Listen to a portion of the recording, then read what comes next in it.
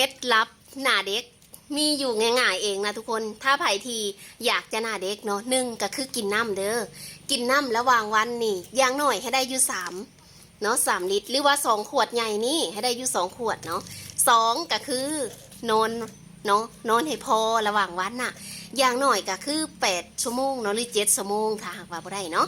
และ3ทุกคนออกกำลังกายออกกำลังกายบ้างเนาะให้ร่างกายเฮามันรีแลกซ์ให้เลือดเฮาเนาะมันรอเลี้ยงร่างกายเฮาและมันจะเฮ็ดให้หน้าเฮาก็จะเต่งตึงหรือว่านั้นเกิดริ้วรอยนำเนาะและถ้าหากว่าไผเฮ็ดบ่ได้แบบที่สมเว้าเนาะเพราะว่าสมเองนี่เป็นคนนึงเนาะที่เฮ็ดบ่ได้คือกันที่เว้ามาน่ะน้ำนะบางมื้อก็กินหลายบางมื้อก็กินน้อยและการนอนคือกันสมเป็นคนนอนดึกนะ4 ทุ่ม5 ทุ่มเนาะนอนแต่ละมื้อนะส่วนหลายจะ5 ทุ่มเกือบเที่ยงคืนนี่แหละ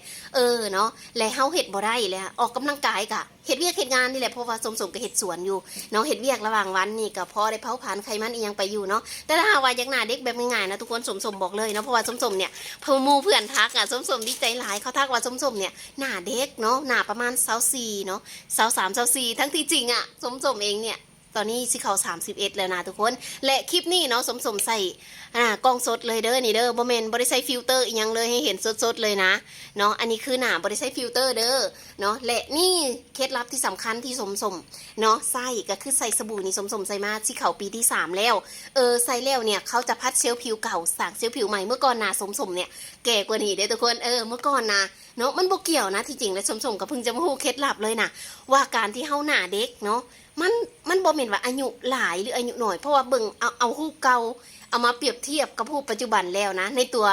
ในความรู้สึกของตัวเองเนาะเพราะเฮาเห็นตัวเองอยู่แล้วที่ผ่านมาน่ะเฮารู้สึกได้เลยว่าเฮ้ยมันแตกต่างกันหลายเป็นหยังอายุเฮาเริ่มหลายขึ้นแต่ว่าเฮารู้สึกว่าหน้าเฮามันโอเคเนาะมันดูเด็กหน้าผิวหน้าสุขภาพดีกว่าตอนที่อายุของเฮา20 ปีว่าสิซะเฮารู้สึกได้และหมู่เพื่อนก็ยังทักอีกอันนี้คือมันเป็นเขาว่าพยานเนาะหรือว่าเขามาทักให้เฮารู้สึกว่าเฮาบ่ได้คิดเองนะมันเรื่องคือเรื่องจริงอะเนาะและเคล็ดลับอยู่ในนี้เด้อสบู่ตัวนี้ทุกคนการที่เฮาจะใส่สบู่เนาะเพราะว่าเฮาใส่อยู่แล้วนะแต่เฮาเลือกซื้อสบู่ที่มันคุ้มค่าเงินและมันเห็นผลเฮ็ดให้หน้าเฮาดีสุขภาพเนาะผิวเฮาดีเนี่ยสมบอกเลยว่าเนาะนี่แหละอย่าเน้นที่ของถูกหรือทุกคนให้เน้นที่คุณภาพเนาะราคาบ่สำคัญนะเพราะว่าเฮาอยากจะดูดีเฮาอยากจะสวยเฮาอยากจะงามอยากจะปังจะเป๊ะเฮาต้องใส่ใจตัวเองเพราะบ่มีไผสนใจใส่ใจเฮานะเท่ากับตัวเฮาเองแล้วคนอื่นเขาก็สนใจตัวเขาเองคือกันเพราะฉะนั้นเฮาต้องหันมาใส่ใจ